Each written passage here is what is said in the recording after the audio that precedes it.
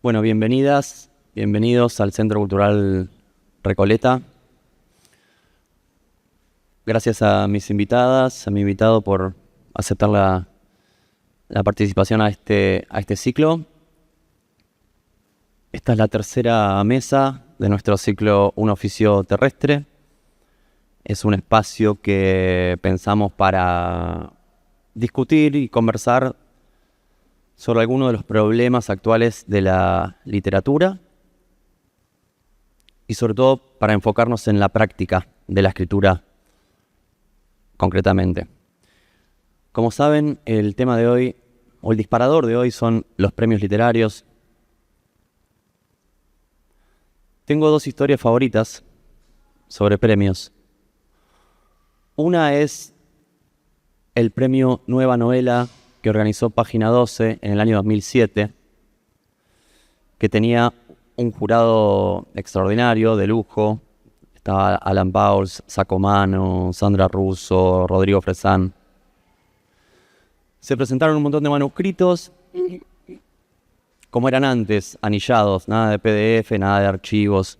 Uno de ellos llegó bastante desprolijo, mecanografiado, lleno de liquid paper. Liliana Viola, que era una de las organizadoras del premio, le tocó llamar a los finalistas. Quiero leerles una conversación que tuvo con una de ellas, que finalmente ganó el premio. La llamó a esta participante y le dijo: ¿usted se presentó con el seudónimo Beatriz Portlinari al concurso Nueva Novela de Página 12? Sí, señorita, me presenté con Las Primas.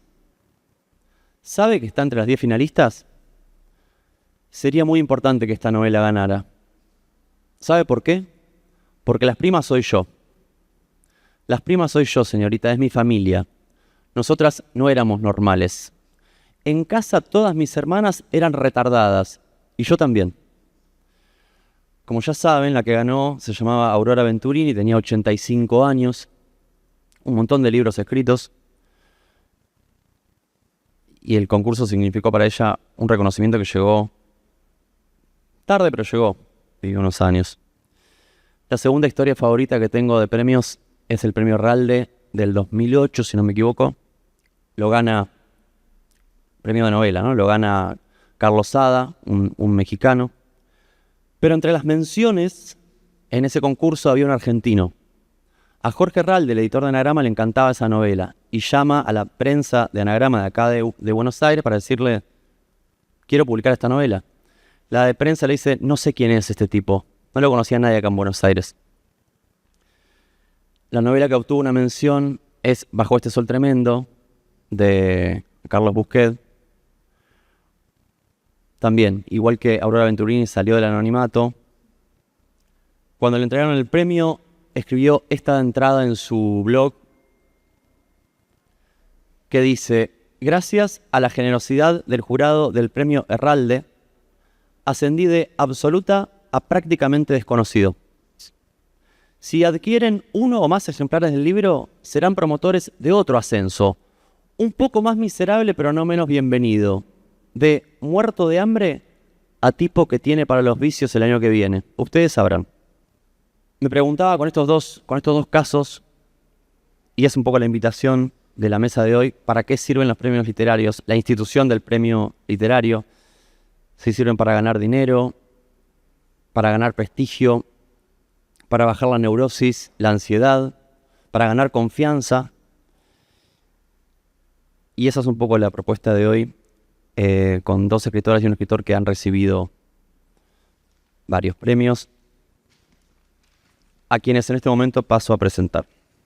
Maga Echevarne publicó el libro de cuentos Los Mejores Días, el libro de poemas Cómo cocinar un lobo y La vida por delante, un libro de 4 relatos que ganó el 8º Premio Rivera del Duero de narrativa breve, cuyo jurado estaba presidido por Mariana Enríquez, ¿así? Margarita García Roballo publicó las novelas Hasta que pase un huracán, Lo que no aprendí, finalista del Premio Biblioteca de Narrativa Colombiana, Tiempo muerto y La encomienda. También es autora de libros de cuentos, Su libro Cosas Peores fue premiado con el Premio Casa de las Américas en 2014. Y Alegría fue publicado con ilustraciones de Power Paola en Páginas de Espuma. También es autora del libro de crónicas Primera Persona. Y ahora acaba de publicar El Afuera, por Anagrama. Y Robbie Tweet Roganovich publicó Quiebra el Álamo, premio Futurock de novela, en el año 2022. Y Si sintieras bajo los pies las estructuras mayores, premio Clarín de novela, en 2024. En el medio, también ganó un premio del Fondo Nacional de las Artes por un libro de cuentos, Todos los terneros y los pumas. Bueno, ¿quién quiere arrancar su experiencia de premio? Bueno, gracias por estar acá. A ver, no sé, es un tema que me resulta... vamos como a desmalezarlo, porque es muy amplio, ¿no? El tema de los premios, uno imagina, bueno, se trata de ¿para qué sirve presentarse un premio o para qué sirve ganarse un premio? Yo lo que más hago últimamente es dar talleres de escritura y es muy común que la gente que toma los talleres quiera publicar. Y una de las vías para publicar en general es presentarse de cuánto premio exista. No tanto por como por la idea de que alguno se va a ganar, que también puede ser, sino porque yo creo que los premios, como primera instancia muy elemental, los premios son un deadline que está muy bueno para cerrar manuscritos que normalmente uno procrastina, ¿no? Dejar... Bueno, ya veremos, ya me bajará la inspiración, ya haré esto, estarán dadas las condiciones, nunca están dadas las condiciones, por lo menos de este lado del mundo, para un escritor, como para que termine un libro y lo mande a una editorial y se publique. Entonces yo creo que los premios, en primer lugar, sirven para que uno se lance a la pileta y diga, bueno, voy a cerrar el manuscrito, vamos a ver qué pasa. Y escuchando a Juan recién, me acordaba, hace poco escuché 2 historias también de esto, va a ser un anecdotario de gente que ganó premios, pero me pareció muy interesante. Hago varias direcciones. Una, yo empecé muy joven trabajando en una fundación de periodismo, que era la fundación de Gabriel García Márquez, en Cartagena, mi ciudad, donde nací, donde viví hasta grande. Y yo me acuerdo que él siempre decía, teníamos un premio en la Fundación Nuevo Periodismo, se llamaba Premio Nuevo Periodismo, y él siempre decía, ojo con los finalistas, ojo con los segundos y los terceros lugares, ojo, no sé por qué, yo en ese momento no lo entendía, yo decía, qué raro. Y lo ligo a que hace un par de días en entrevistas, en podcast, yo escuché a 2 personas que fueron finalistas de premios. Una fue una finalista del premio que tú ganaste, pero no sé si fue tu año, de Futurock, en una entrevista, una escritora que ni conozco, pero después enseguida me compré el libro, que se llama Luz Pearson, ¿la tienes? Bueno, ella contaba una cosa muy interesante y es que ella era profesora, quería escribir una novela y no podía por los tiempos, por lo que nadie puede terminar un libro y es que los tiempos no podemos, en fin. Y dijo, bueno, se abrió la convocatoria un premio, yo me voy a presentar ese premio, yo me voy a ganar ese premio. Y renunció a su trabajo, vendió su auto y se sentó a escribir. Con lo cual la novela se llama más o menos On the Fit, o sea, el dinero que usó para escribir era el dinero de su auto. Se presentó, la llaman por teléfono y le dice, yo estaba convencida que me lo ganaba. Entonces cuando me dijeron, es una mención, dije, bueno, pero el premio es que finalmente, bueno, terminó su libro, lo publicó, etcétera, y tenía tal convicción. O sea, no importa si el libro al final es bueno, gana, lo que sea, pero lo que significó para ella ese tiempo fue, bueno, convencerse de que ella podía ganarse un premio. O sea, fue como el anzuelo para ella. Y luego conocí a un escritor que fue finalista del Premio Planeta hace muchos años, que se llama Boris Izaguirre, es un venezolano que vive en España hace mucho tiempo. Le fue tan bien con el libro que fue finalista, que en ese momento había ganado Millás, me acuerdo, que es un escritor mega conocido, pero cada gira que iba él con el otro del premio, él decía, yo antes de salir al escenario tengo que decirme, yo no gané, no gané, o sea, me lo tengo que recordar todo el tiempo porque es tal el éxito que tuvo su novela, que era la segunda, que es como, pero quiero decir que los premios, en primer lugar, creo que son un gran incentivo para cerrar libros, pero tiene que existir, o sea, que preceder a esa intención de presentarse la convicción de que te lo vas a ganar. O sea, yo, todo el que te presenta un premio, trato de decirle, te lo vas a ganar, aunque no te lo ganes, porque creo que ese motor, esa falsa ilusión, te permite llegar a lugares que después te resultan muy gratificantes. Bueno, eso sería lo primero que tendría para decir acerca de los premios. Y Maga, que se acaba de ganar uno hace poco, va a completar la idea. Hola, ¿cómo están? Todo esto viene muy, muy solemne en el buen sentido. Y yo quería hablar solamente de plata. Igual que Marga, yo a mis estudiantes en los talleres los insto a que entren a una página muy conocida que es escritores.org para que puedan hacer como algo así, un calendario de envíos de concursos literarios en toda Latinoamérica y en España, porque creo que definitivamente son un buen anticuerpo contra la neurosis de cada cual y siento que funcionan como buenos deadlines. Muchas veces quien termina por decidir que un texto está terminado o que está escrito o que cualquier coma de más ya pega de vuelta y empieza a arruinarlo, suele ser un ojo foráneo, exógeno, externo. Muchas veces suelen ser los grupos de amigos, el pequeño grupo de amigos con el que tenés vínculo y que entiende de qué se trata, el tipo de literatura que tenés o que te interesa explorar, pero muchas veces termina siendo una institución. En ese caso, el problema a veces es ganarlo, porque te obligan a publicarlo demasiado rápido y de repente tenés que entrar en un pequeño episodio maníaco en el que dejas de dormir, olvidas tu nombre, porque el deadline se convierte en un verdadero deadline y es una puerta de fuego. Y una vez que entregues el final, ya no va a haber vuelta atrás y todas las personas van a leer la basura que escribiste. Eso es lo que a mí me aterra bastante. Respecto de la plata, es anecdótico de alguna manera, pero no deja de ser para mí como un motivo. No quisiera ponerme personal, pero bueno, estoy obligado a hacerlo. Sigo con el terror del 2001. Mi familia quedó como muy destruida después de eso. Y siempre me estuve moviendo por espacios estatales. La vida me llevó ahí, de repente empecé a estudiar letras, empecé a participar como docente universitario y uno siempre está demasiado temeroso, depende del gobierno de turno, a volver a quedar completamente desamparado. Y de repente, cuando gané el primer premio, Futurock, ya había ganado uno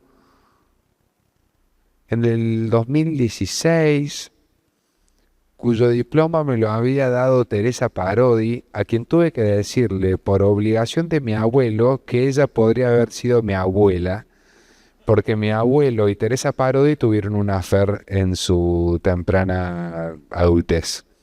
Entonces yo le dije, podría ser mi abuela, y Teresa Parodi me miró y me dijo, ¿qué dices, este demente de mierda? Muy bueno. Se llamaba La historia la ganan los que escriben y era un premio del Ministerio de Cultura de la Nación.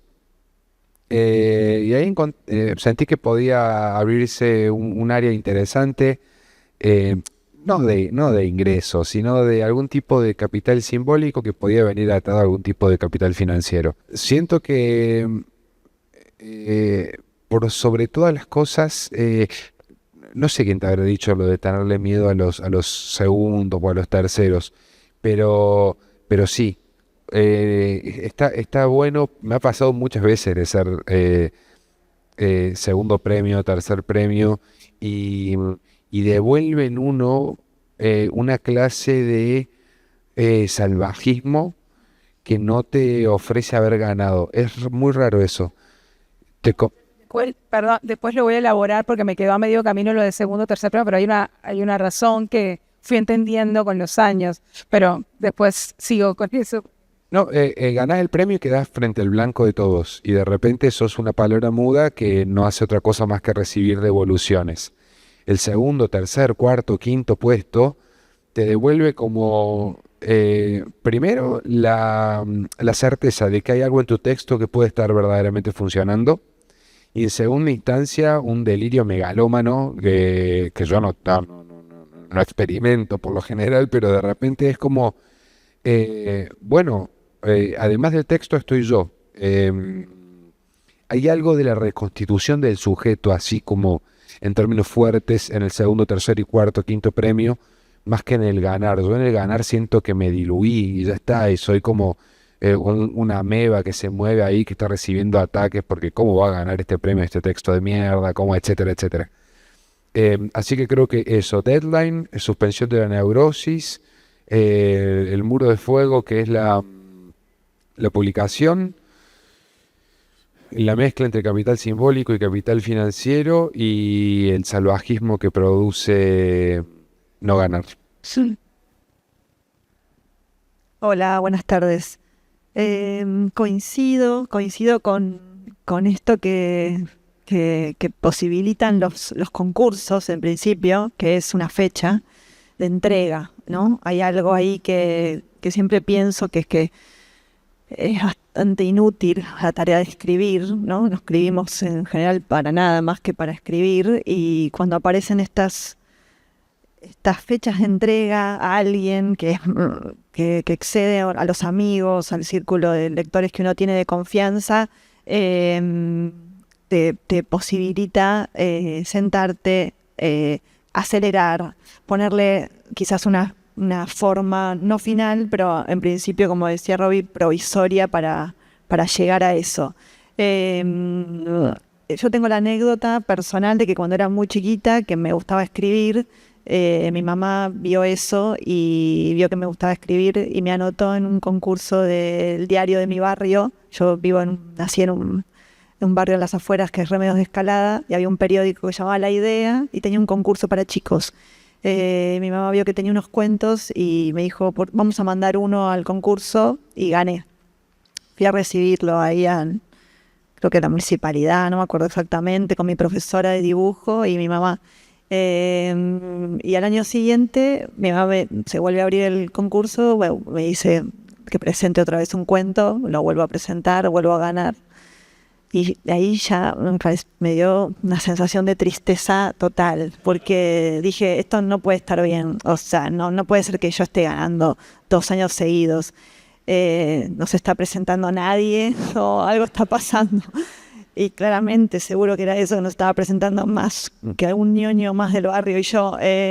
Y al otro año, yo ya tenía 13, mi mamá me dice, otra vez, yo me llamo Marina en realidad, en mi casa me decían Marina, otra vez te vas a presentar. No, de ninguna manera voy a ir a pasar este bochorno de ser la única en mi barrio que escribe y por lo tanto gana concursos. Bueno, dicho eso, a mí esa anécdota original, que yo creo que es algo que para mí marcó algo, claro que primero me hizo dar cuenta de que sí me gustaba, tenía obviamente un acto muy escolar y esta cosa de ir, llevar y ganar algo, ¿no? Pero cuando lo empecé a esconder de mi madre, cuando empecé a esconder la escritura de mi madre para que no me obligara a concursar, ahí yo creo que nació la escritura para mí, como en ese acto de que no iba a ser para mostrarle a alguien y para ganarme un premio y subir a recibir el diploma, porque no había plata, no había nada ahí, sino que iba a ser otra cosa la escritura.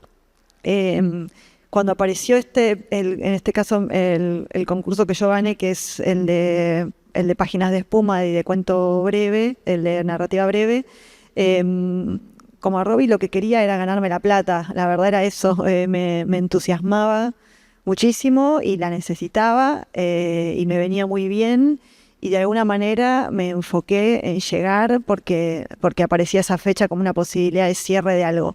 Cuando entregué el libro, mandé el manuscrito al concurso, se lo di a leer a la que era mi editora en ese momento, y ella me dijo, está bien, pero le falta, como vas a tener que trabajar por lo menos medio año más.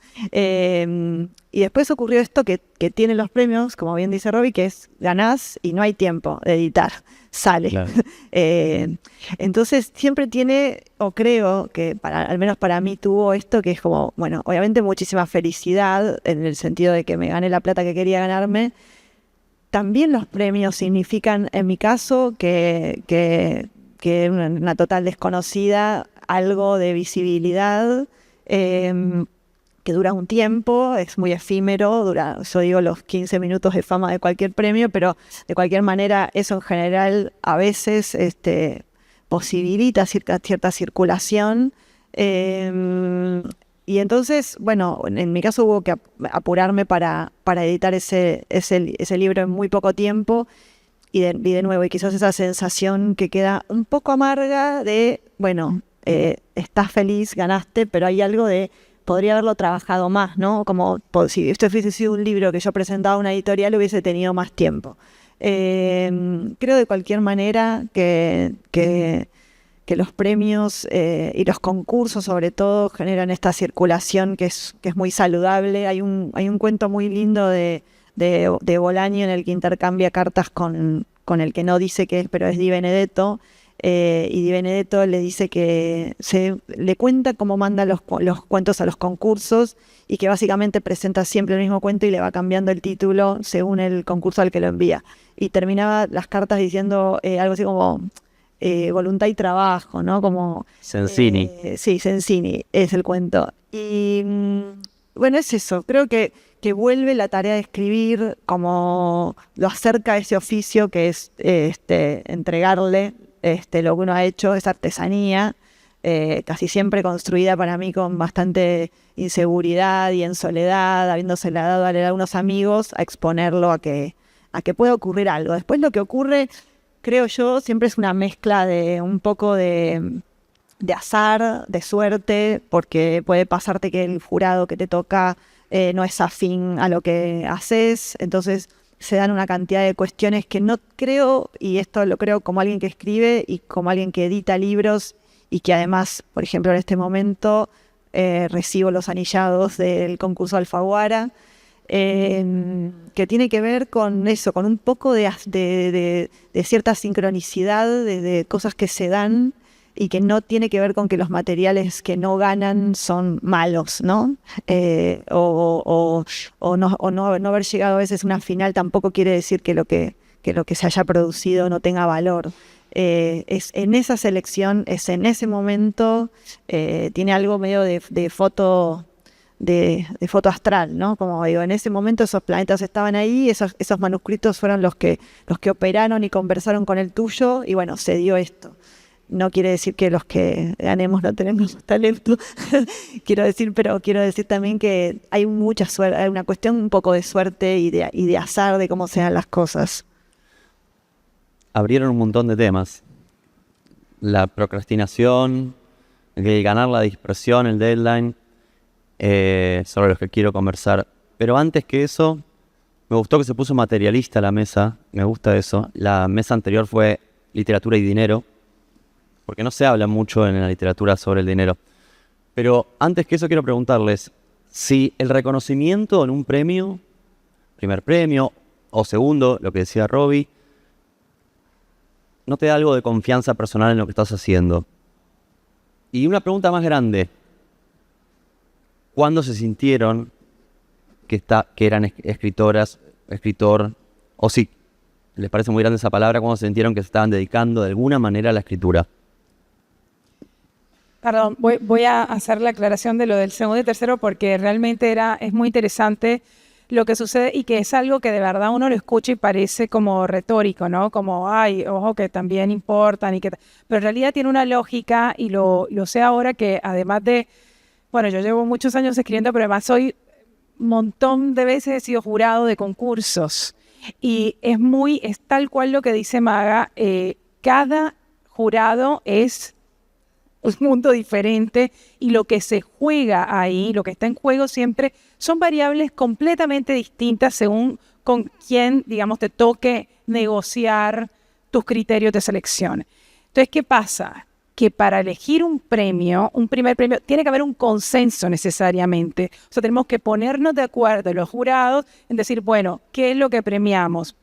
Técnicamente esto, temáticamente esto. Entonces, tiene que haber un grupo de personas que coincidan, luego resignen un montón de criterios que a lo mejor le interesan como lector, pero en esta escena de ser jurado, tienes que necesariamente negociar. ¿Eso qué hace? Que el primer premio sea necesariamente un premio un poco más, voy a usar una palabra que nada que ver en la literatura, es casi un oxímoron, pero mainstream. O sea, algo aceptado por un grupo de gente, así sea 4 jurados, que coincidieron en unos criterios determinados. ¿Qué pasa con los segundos y los terceros? Que hacen un esfuerzo tal por estar ahí, porque alguien se empeñó. En general, a mí me pasa siempre un clásico que en las mesas de jurados yo me agarro de un manuscrito que a nadie más le gusta, pero le peleo hasta el final, le digo, merece estar ahí por esto y esto, por cosas que me importan solamente a mí, que en mi, digamos, en mi consumo como lectora digo, pero no ven que tal cosa, y como que trato de, o sea, hay alguien que se está como jugando su propio criterio para que esté en esa mesa, ese pobre manuscrito que de otra manera no habría logrado nunca un primer lugar. Luego creo que son los premios más periféricos, los que alguien, por X o Y razón, decidió que merecía estar ahí, que merecía cierta visibilidad. Mientras que los primeros que, obvio, o sea, de premios han salido un montón de escritores maravillosos. No digo que sean mejores o peores, digo que tiene que haber un consenso. Tiene que haber necesariamente, y por eso seguramente les va mejor. Y es lógico que las editoriales que dan premios, también sus directivos, etcétera, dicen, es una fórmula genial, dicen, tienen voz pero no voto. Pero bueno, la voz indica que, ojo, que nos interesa este año por ahí premiar a una mujer. Ojo, que quizá el tema Entonces luego se van como también instalando temas de agenda en los premios. Aunque sea una cosa más, no digo ni que esté mal, ni que sea un corrupto, es que sencillamente funciona así. Es como este año la editorial le interesa destacar a tal, no sé, o ojo con este tema, por ejemplo, no más temas de maternidad, no más temas no sé qué, vamos con lo ecológico. Las distopías, listo. Entonces vamos, como creo que también hay una agenda de premios en las que tiene que haber manuscritos que necesariamente encajen ahí. Luego, los que quedan por fuera de esos criterios son novelas quizá un poquito más salvajes o más arriesgadas o más periféricas o malísimas, que un jurado se empeñó en decir, bueno, también merece un poquito de visibilidad. A eso creo que apuntaba con los segundos y los terceros lugares, que son como material un poquito más periférico del que normalmente se premia. Fíjense el nivel de malaria, ¿no? Porque hablamos de plata, pero porque verdaderamente es lo único que a mí me emociona de haber ganado un premio, porque no soy celoso de mi escritura y no me gusta cómo escribo. Acaba de terminar mi primer libro y yo dije, recién ahora 3 años después puedo llegar a abrirlo. La última novela que saqué no la puedo abrir, está cerrada ahí, si la abro... pero lo decía Carlos Busquets para traerlo a colación en un tuit, porque era un gran tuitero él. Decía, bueno, escribir es una especie de enfermedad o de adicción bastante particular porque no hay en la práctica de la escritura, por lo menos en Latinoamérica, una retribución simbólica demasiado grande y una retribución monetaria demasiado grande. La gente que vive de la literatura en Argentina son apellidos que conocemos todos y son 5, 6, 7 personas de 50 millones de habitantes. Yo recuerdo que con mi primer premio me compré un amplificador de guitarra, con el segundo premio le compré a mi mamá qué sé yo, y con el tercer premio me fui a Mar de Ajó con mi hermana. O sea, es como, qué ridículo. No. Me olvidé la pregunta, ¿cuál era? La pregunta era si finalmente un premio no trabaja sobre la confianza, lo que decía antes, ¿no? Que te baja la neurosis. Te dice, bueno, hay un camino acá, algo bien estoy haciendo, ¿no? Porque puedes ir a un taller, tengo un amigo que dice que la lectura en el taller es la primera publicación. Ahí tus padres te escuchan y te dan una devolución. Pero esto ya es otra cosa, ¿no? cómo juegan los premios y el reconocimiento y la confianza? Pues no. No, yo creo más bien esto que decís. A mí creo que lo que quizás me permitió construir algo parecido a la confianza fue más la primera circulación en un taller, mis primeros amigos, compañeros lectores, que lo que permite un premio, que lo que permite la publicación después. De cualquier manera, creo que lo que te puede llegar a hacer ganar algo parecido a la confianza, en general pueden ser las devoluciones y los lectores. Que de cualquier manera es, como decía un amigo, como por suerte esto es una religión politeísta, lo que te gusta a vos y a mí no, y nunca, es lo que decía un poco Margarita en relación a los jurados, ¿no? Cada jurado es un mundo, cada lector es un mundo, leemos lo mismo y no leemos lo mismo a la vez, entonces no sé cómo se construye algo como la confianza. Yo creo que no la construyo pensando, digo, no, el premio no es en relación a eso, es como algo quizás mucho más profundo y íntimo, inútil y alocado, que es creer que eso tiene un sentido, lo que estoy haciendo. Pero no sé si es esperar que pase algo, sobre todo porque en general no pasa nada con los libros, ¿no? Que es un poco lo que dice Roberto, o sea, para vivir no sirven. Es de verdad que nos alcanzan los dedos de las manos para contar escritores en Argentina que vivan de los libros. Ya eso destierra la idea de que alcance para que haya una zanahoria por la que podamos, con la que podamos sobrevivir. No alcanza para vivir. Las gratificaciones, los premios son un premio, duran un rato y después uno vuelve a casa y va para la verdulería de vuelta y es la misma persona. Y encontrarte de nuevo con el texto y empezar a escribir presenta los mismos desafíos. Al menos yo tengo la sensación siempre de que no sé si lo voy a poder hacer, no sé si me va a salir lo que quiero. Estoy luchando conmigo misma, con el texto, con lo que quiero hacer. Eso es para mí, no creo que sea una batalla que un premio calme, porque a la hora de escribir todo eso no está. Creo más bien eso, como que hay algo ahí, hay una pulsión inútil, por suerte, también en la escritura, que hace que sobreviva todo eso. Después los premios sí tienen algo que creo yo que es algo de la época, que no creo que tuvieran antes en relación a los premios literarios, que es la presencia física, ¿no? De cómo vemos a los autores y a las autoras, cómo hablan. Tenemos que hablar, tenemos que sacarnos fotos, están las redes. Todo eso creo que es bastante como novedoso en términos de que quizás yo quisiera leer a los autores, no saber tanto, no escucharlos tanto. O quizás me pasa con mi propia imagen, ¿no? Que es algo que no esperaba de algo que hago, que en general es estar en las sombras. Pero bueno, eso creo que es como un poco un efecto de esta época, que también quien gana, como dice Margarita, gana, ¿no? Es el autor el que está ganando, entonces es el que tiene que dar la cara y hablar en relación a eso. ¿Habías preguntado algo más en relación a...? Si hubo un momento en el que te sentiste escritora o que te estabas dedicando a algo relacionado a la escritura, quizás puede haber sido la lectura de una autora o un autor que admirás y leyó tu libro y le gustó. No, creo que no. O sea, yo trabajo como editora, ese es mi trabajo y creo que encuentro ahí algo más parecido a la construcción de una identidad, como alguien que hace, ese es mi trabajo, eso es lo que hago y de alguna manera casi que define más mis días que la escritura, que sigue siendo para mí algo que quizás hago en la periferia de los días, en los bordes del tiempo de lo que me queda. Como no lo hago para vivir y necesito trabajar para vivir, es mi trabajo lo que ocupa el 100%. Entonces me cuesta esa idea de soy una escritora. Escribo a veces, publico a veces.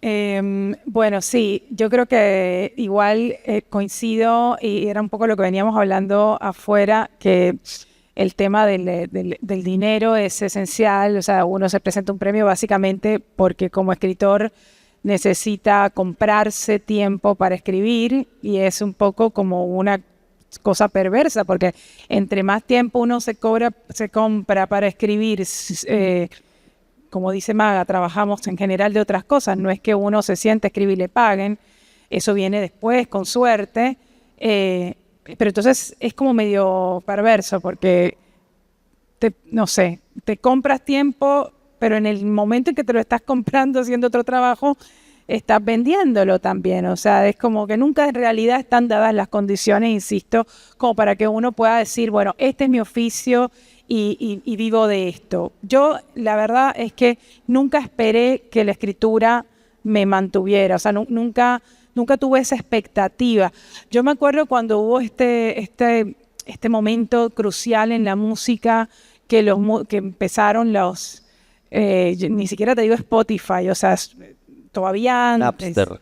Todo eso, que los músicos, bueno, ya no hay más CD, ya no se venden más, no sé, y todos estaban como choqueados, y yo decía, qué increíble haber perdido algo. O sea, como yo nunca lo tuve, jamás me choquearía de que, ahora los libros se bajan. O sea, nunca fue para la literatura, creo yo, una cosa tan brutal como sí lo fue para los músicos que de repente habían perdido una industria. O sea, era como que se había caído el muro de Berlín, una cosa tremenda. Y bueno, a mí nunca me pasó eso, básicamente porque nunca lo esperé, nunca tuve esa expectativa. Ahora sí, los libros producen derechos. Cuando recibo dinero por los libros me siento la persona más gratificada del mundo. O sea, me da mucha felicidad que me paguen por los libros. Me encanta que me encarguen cosas. Eso creo que es lo que más me gusta. Cuando me encargan textos y los entrego y me pagan, digo, o sea, me siento realizadísima. Ahora, es una ilusión. No vivo de eso y espero que alguna vez se equilibren un poco los tantos y diga, bueno, puedo vivir un poquito más de esto, pero no pretendo que me mantenga. Pero sí, tenemos siempre la ilusión y la expectativa de recibir algunas monedas a cambio, ¿sí, no? O sea, es como, sí, creo que a todos nos pasa eso. Pero yo voy a decir otra cosa que era de tu primera pregunta. Lo de la confianza. Jamás tuve confianza, ni creo que la adquiera. Es más, creo que la única razón por la que sigo escribiendo es porque creo que lo puedo hacer un poquito mejor cada vez, porque hay como un hueco de insatisfacción que no se va a llenar, y que la escritura me sirve un poco para acercarme por lo menos a los bordes de ese hueco y mirarlo de frente, digamos, no que yo piense que lo voy a tapar y que alguna vez voy a sentirme, esto me va a salir maravilloso, o que cuando lo entregue diga, yo siempre que entrego un libro es como un desprendimiento que digo, sí, hice lo mejor que pude, pero no salió, nunca, o sea, siempre está por debajo.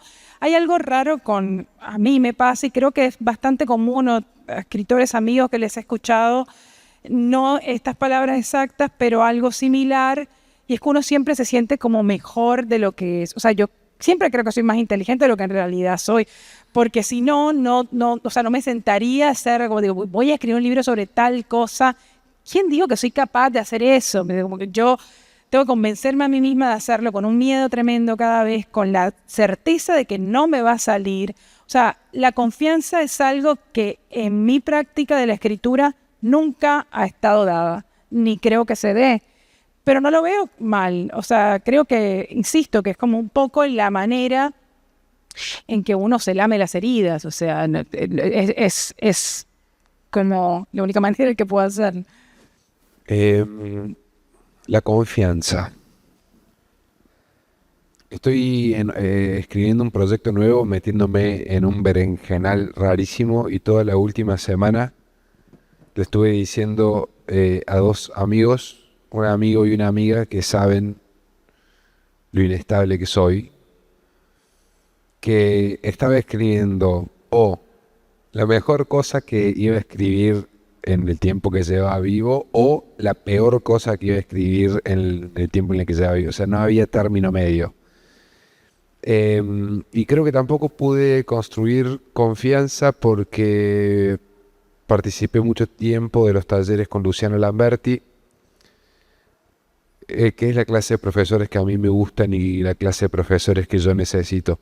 A mí Lamberti me ha dicho, entre otras cosas, que iba a encontrar mi dirección para venir a cagarme a trompadas después de que yo le presentase un relato. No puedo construir confianza con docentes así. Tampoco quisiera construir una confianza porque sentiría que estaría alejándome de algún modo del pulso de la literatura de mis contemporáneos. Y respecto de si me considero o no escritor, y como para ser súper breve, no me considero un escritor. Tengo 33 años. Si alguien de 33 años dice soy un escritor, yo iría a pegarle. O sea, es como que no, me parece una pedantería absoluta. Sí, ¿cuántos escritores? Y, no sé, Herman Melville escribió Moby Dick a los 32. Eso me parece una locura absoluta. Y para mí Fresán, porque se lo nombró recién, Sí. Para mí Fresán nació siendo escritor. Fresán tenía 2 años y era escritor. No sabía ni hablar y era escritor. Y Rimbaud y qué sé yo. Pero para mí hay algo en la humildad que tenía Cortázar de que hasta muy de grande no se animaba a publicar con su nombre, que para mí no es solo una lección de literatura, sino también una lección de algún modo moral. De acá a 10 años, capaz que si me haces esa pregunta, digo, sí, soy un escritor. Ahora me da vergüenza. Pero también, perdón, porque o sea, es como la connotación que tiene esa palabra, ¿no? Hay como un halo de solemnidad en ser escritor. Yo no sé, supongo que es cultural, pero para mí, en mi fuero interno, eso no está investido de absolutamente nada que me parezca siquiera respetable. O sea, gente que se sienta a gastar sus días frente a una pantalla escribiendo cosas que vaya a saber. No sé, como lanzar una botella al mar, un lanzador de botella cereal al mar. No creo que eso... Entonces, luego, soy escritor, no soy escritor, sí, escribo, no me da como pudor porque no creo que sea algo como tan respetable en sí mismo. A mí me pasa que me da vergüenza decir que soy escritor en el país en el que nació Borges, y en mis talleres tengo muchos colombianos y a mí me da vergüenza decir que soy escritor en el país en el que nació Gabo. Es como que capaz que si nazco en algún otro lado, capaz que sí, no sé, siento que el peso en ciertos países de Latinoamérica... Pero imagínate los científicos si se comparan con, no sé, Einstein, no sé, hay escritores notables, hay escritores mediocres o sea, no es que ser escritor venga con la carga de que tienes que encima ser bueno. Sí, no, a mí lo que me enseñaron mis amigos de la música, porque vengo de un poco de ahí en realidad, es que ellos me dijeron a mí que no se consideraban músicos sino trabajadores de la cultura. Y dije, ese rótulo sí me cabe y sí me gusta. Trabajador de la palabra. Es lo que decía Eve Buscar, ¿no? Yo no soy escritora, soy una persona que escribe. Eso me gusta. Pero hay una cosa que dijo Piglia también que me parecía súper interesante cuando hablaba de la escritura. Y decía que la literatura era una gran conversación. O sea, cualquiera puede meter un bocadillo. O sea, no es que tengas que ser Borges para hablar. Cualquiera puede tirar su libro ahí y ver cómo conversa con otros. Nadie espera que sea genial. Si es genial, bueno, o si conversa con otro, dialoga con otro, libro, autor, lector, lo que sea, es una gran conversación. Me gustó eso como definición, porque no quiere decir es un club de élite. Es que solo entran los que hablan bien o los que saben conversar.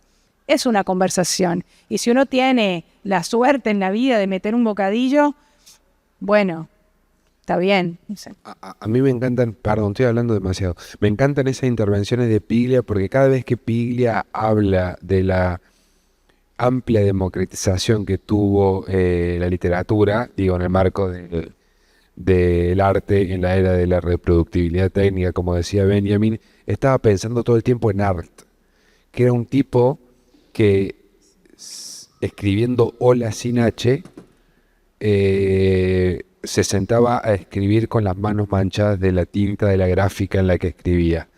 Entonces hay algo en la literatura que me parece mucho más democrático que las artes visuales y que el cine y que otras expresiones de la cultura, en donde el material mismo con el que se trabaja es radicalmente caro. Nosotros necesitamos un papel y una pluma.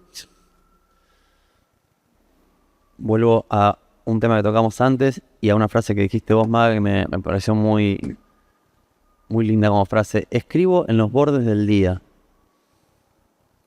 Cuando se reconozcan o no escritoras, escritor, ¿no? Yo siento que escribir es parte de la identidad de ustedes tres. Como ya su identidad está construida desde ahí, van a tener siempre un vínculo con la palabra.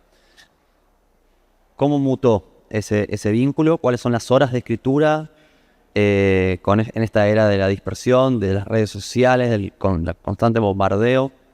Para cerrar esto que decías de sentirse escritor, estaba pensando, a veces me pregunto, porque creo que lo leí en varias entrevistas a escritores, que le preguntan como si podrían vivir sin escribir, ¿no? Como esa pregunta.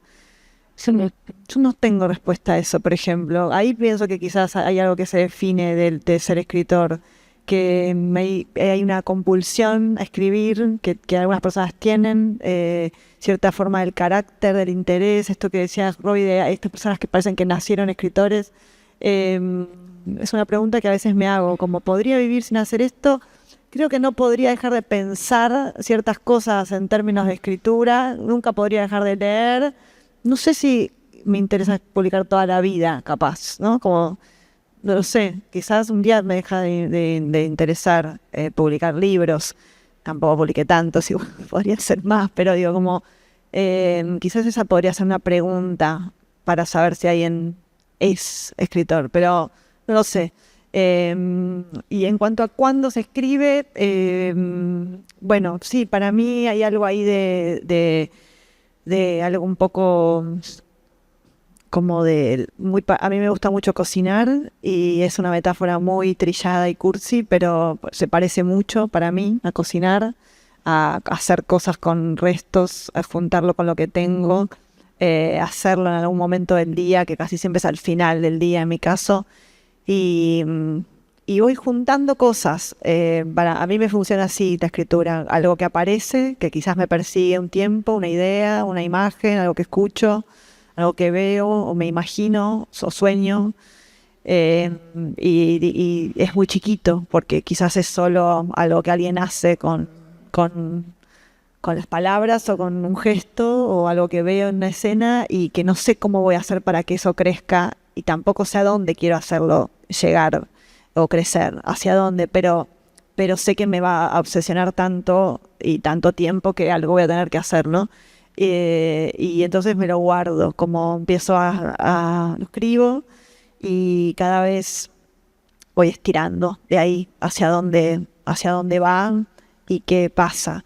No, me cuesta pensar en términos de los personajes me piden o esas cosas, como no escucho esas voces, por suerte, pero sí hay algo del texto que pasa, que a veces creo que excede, ¿no? Que excede la sola voluntad y el propósito que uno tiene, que hay algo que va pasando con la escritura que se va armando. Y no digo solo, pero que está alimentado de los días, de lo que te pasa, de lo que ves, de lo que vas leyendo. A mí como esa cacería es lo que más disfruto de escribir, como la cacería de los días, ¿no? Como no sé qué de hoy me va a servir para eso que estoy escribiendo. Y después, cuando estás haciendo algo y estás concentrado y esa concentración la arrastras por días, casi todo te empieza, al menos a mí, casi todo me empieza a hablar de eso. Quizás es una cosa psiquiátrica, pero no puedo dejar de empezar a ver que eso que está ahí me sirve porque se lo puedo poner a este personaje y lo puedo hacer eso. O mismo en la lectura, ¿no? Esa cosa azarosa que tiene, que te vas cruzando con libros y textos que te abonan esa idea, pero en general nace un poco así y de esa alimentación que es lenta, que para mí es como una germinación, y que bueno, va tomando su forma, que en general me lleva tiempo, obsesión y que quizás no tengo todo el tiempo que me gustaría para dedicarle, pero cuando tuve mucho tiempo, por ejemplo este año me gané una residencia de escritura y me fui un mes, supuestamente era para escribir, y dije, yo esta vida no puedo, o sea, es espectacular, pero es espectacular ser rico, o sea, a priori, o sea, tener una casa que de la Costa Brava, que te hagan de comer, obvio, eso es barbarísimo. Pero que me di cuenta ahí que era que yo quería ese tiempo para leer, o sea, yo no escribí, leí, aproveché el mes para leer, no sé, no podía escribir tanto. Quizás ahí es cuando dudé si era una escritora, porque dije, ¿cuándo voy a volver a tener estas condiciones? Escribía por la mañana, sí aprendí que tengo una cabeza mejor por la mañana, pero que no la puedo usar durante los días, porque en general a la mañana trabajo.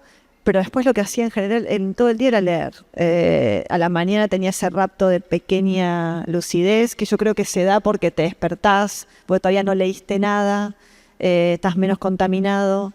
Y sí aprendí que sería un buen horario, pero bueno, no lo puedo disfrutar. Ok. ¿Ustedes cuándo conectan con la escritura? ¿En qué momento? ¿Cómo se lo hacen al tiempo?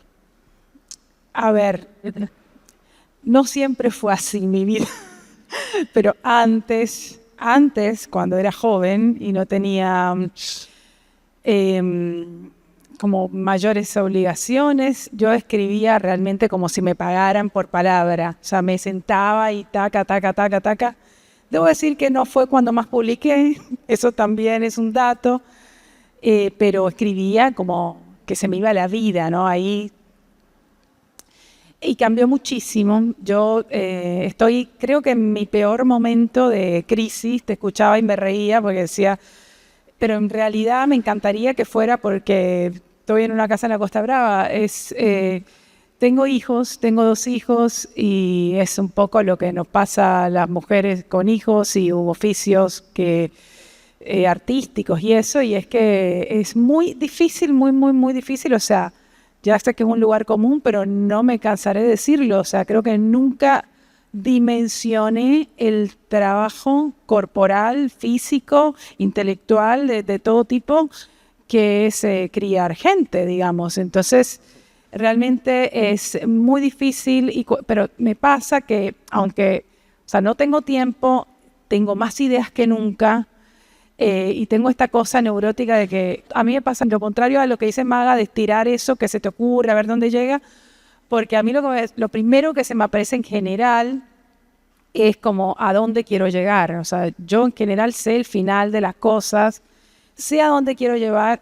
El trabajo de llegar hasta ahí es tremendo, es como si, digo, bueno, yo quiero llegar a la Antártida, entonces tengo que nadar hasta ahí, es dificilísimo, con 2 niños en la espalda, todo el día ese teléfono era mi hija, por ejemplo, o sea, ese tipo de cosas, a mí no, o sea, estoy en un momento de la vida en que me pregunto realmente si no tengo que darlos en adopción, no, mentira, a ver, que en qué momento voy a poder seguir haciendo lo que más me gustaba hacer antes, que era escribir. Y entonces sí me pasa que también creo que eso se como que permea finalmente en lo que uno termina haciendo.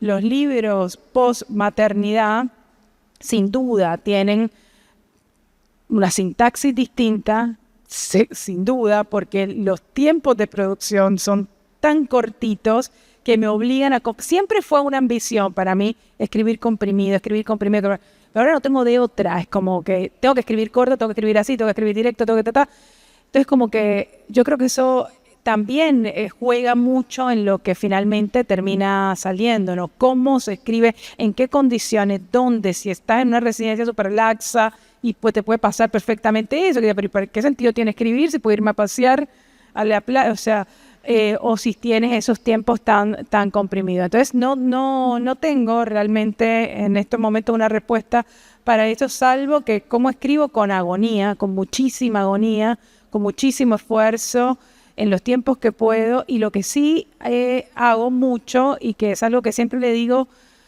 a la gente que viene a mis talleres, porque me parece que los insumos más importantes, un poco lo que decía Maga, de ir recogiendo, la actitud del cazador, le llamo yo, y es ir agarrando lo que te sirve, y parece un consejo muy pavo, pero tomar notas, o sea, con muchos archivos de notas en los que cada tanto consigno una frase que digo, ok, listo, acá hay algo, y después, bueno, de eso idealmente después, no sé, germina y se convierte en otra cosa. Me gusta eso, que la vida te cambió la sintaxis. absolutamente. Un poco lo que está diciendo María Moreno, ¿vieron? En La Merma, que dice, se acabó el barroco, se acabaron las frases largas, tengo que escribir más corto. ¿Roby? Estoy de acuerdo con las dos.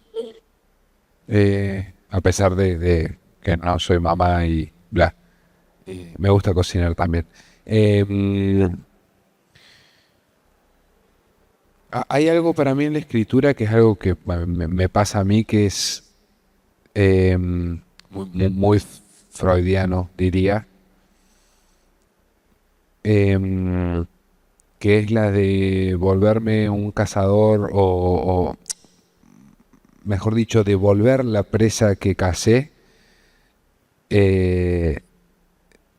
después del resto diurno. Que es también como muy hegeliana, ¿no? Es como el búho de Minerva que se levanta solamente a la noche para observar hacia atrás la historia. Entonces hay algo en la noche, en su tranquilidad, en el olor, en poder hacer pausas y salir a caminar, que a mí me tranquiliza mucho y me permite escribir. El problema es que trabajo a la mañana, entonces vivo con 2 horas de sueño, 2 horas y media de sueño, 3 horas de sueño, entonces como que, ay, ¿por qué tenés tantas ojeras? Y porque estoy con un personaje, es como, creo, ¿qué sentido tiene en tu vida que estés con un personaje a las 3 de la mañana? Creo que eso, me cuesta mucho escribir en la mañana, pero creo que es también por una condición física. Padezco mucho la misofonía y tengo hiperacusia, que es como una sensibilidad muy fuerte a ruidos agudos y una sensibilidad muy fuerte a escuchar a gente comer y a gente... Y con tapones, escuché.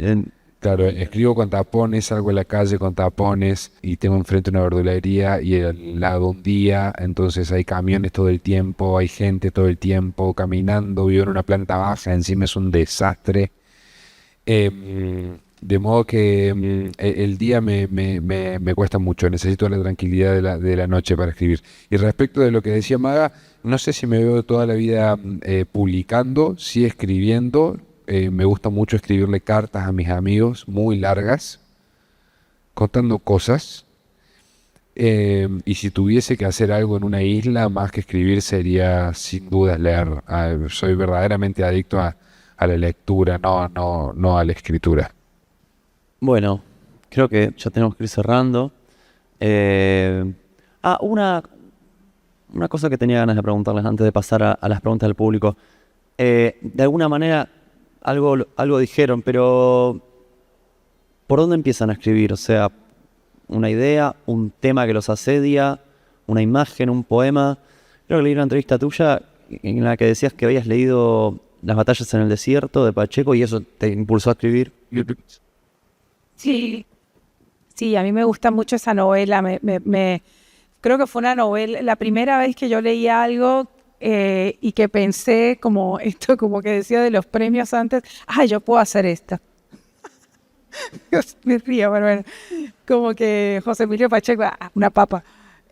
No, pero leí esa novela y pensé, esto me interesa, como ese formato súper como contenido, pero, o sea, yo siempre lo describo como que gráficamente a mí se me figura como una línea corta, acotada, pero con mucha profundidad, como esas fotos que tienen como mucha profundidad de campo, pero que el plot, llamémosle, o el argumento, todo el argumentario es muy cortito, muy chiquito y comprimido.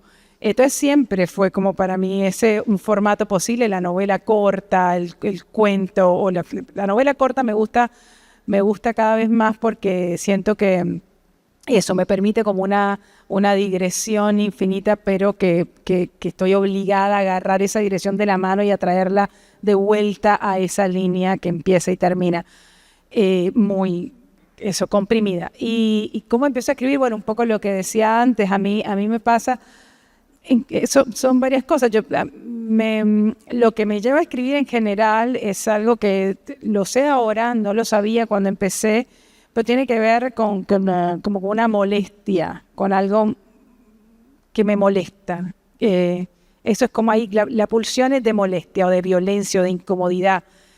eso lo necesito poner en algún lugar, como sacarme el tumor, digo, y ponerlo en algún lugar. Y después, bueno, la esculpida de ese tumor es infinita, pero la primera sensación es como de molestia, no es placentera. Y en general eso, sé a dónde quiero llegar, casi que tengo la imagen final de las cosas, no tengo ni idea cómo hasta que estoy un poquito más cerca. Qué maravilla. Igual saber a dónde uno va a llegar a mí me resulta completamente imposible, insoportable. Em, em, yo suelo empezar con una imagen. Me gusta mucho la imagen. Mi escritura creo que tiene que ver con la imagen y con lo barroco y con ese tipo de cosas. Entonces siempre veo antes un árbol o un río o una montaña, pero de repente eso es como un disparador para la escritura. Y lo que sí noté en el último tiempo, que lo primero que se me aparece a mí son personajes con sus deseos. O sea, Kurt Vonnegut decía que nuestros personajes debían desear siempre algo, al menos un vaso de agua. Y tengo bastante en claro, por lo general, cuál es el deseo de mi personaje y cuál es el primer obstáculo con el que se tienen que enfrentar. No el primero en términos cronológicos, sino el primero en términos ontológicos, metafísicos. Entonces creo que aparece eso, aparece un personaje que todavía no sé si es varón, si es mujer, o sea, su cara me resulta un óvalo extraño, pero aparece siempre eso, una montaña, un río, un árbol y un personaje y su deseo. Me encantaría ser un poco más ordenado y saber que la punta del Everest está ahí y tener que escalarlo. A mí me resulta imposible, entonces estoy escalando una montaña que no sé si va a terminar o no, y esa cosa la padezco en el campo. Yo creo también que casi siempre es una imagen. En el caso, yo escribo cuentos, o sea, hasta ahora lo que más escribí son cuentos, y siempre estoy mucho tiempo con el primer párrafo, porque es lo primero que hago, como lo primero que aparece es una imagen que me da casi siempre el primer párrafo. A veces termina en una edición quedando en la mitad, pero pocas veces. Y eso, primer párrafo, que hay una imagen para mí que posiblemente sea estas que me persiguen, le doy muchas vueltas, como hay algo ahí que me gusta, que es como esa artesanía de quedar detallando algo mucho tiempo, porque tengo la sensación de que un cuento es como, o sea, no hago música, me hubiera gustado mucho, pero es como algo que empieza a sonar, ¿no? Y que tiene que sonar de una manera que quiero, capaz te quedas escuchando, capaz no, pero tiene que sonar distinto, ¿no? Como de qué va. Hay una cosa que dice Flannery O'Connor muy linda, que es como la personalidad del drama, habla de esa idea. Y para mí ese párrafo siempre tiene que tener ya todo lo que va a ser para mí después del cuento. O sea, me gusta pensar que ahí está todo. Sus personajes, el tono del drama, ese. Y después hacerlo crecer, que en general, como decía Margarita, también lo que me hace escribir esa imagen, eso que aparece, bueno, es porque hay algo que me incomoda, ¿no? Hay algo que a uno le hace ruido, que a uno le da rabia, tristeza. Quizás también es un momento muy sublime lo que te puede llevar a escribir, pero digo, como en general es algo del orden de la incomodidad y de cierta amargura o enojo con la vida, con las cosas, que hace que eso necesites verlo ahí, recortarlo del mundo, de la vida, para verlo de cerca y diseccionarlo, y eso hacerlo crecer. Y si bien no veo a dónde voy, porque a mí me cuesta también ver cuál va a ser, en el caso de un cuento que podría ser más fácil, porque el cuento tiene esa medida del efecto, a mí me cuesta saber a dónde lo voy a llevar. Sí tengo claro, quizás, y cada vez más me doy cuenta de que el conflicto no me interesa, como algo que les va a pasar. No creo que les va a pasar nada a mis personajes, sino que ya les pasó y que vienen de ahí. Como hay algo que con lo que esos personajes van a habitar esas páginas y eso que voy a contar, que posiblemente no haya grandes sucesos en lo que sigue. No lo veo hacia dónde va. En algún momento aparece. pero sí lo que tengo todo el tiempo es la idea, ¿no? Como una idea medio vaga y casi siempre hecha de emociones sobre eso que quiero conseguir que se transmita. Mucho tiempo edité autoayuda antes de editar Alfaguara. Te viene bien a vos.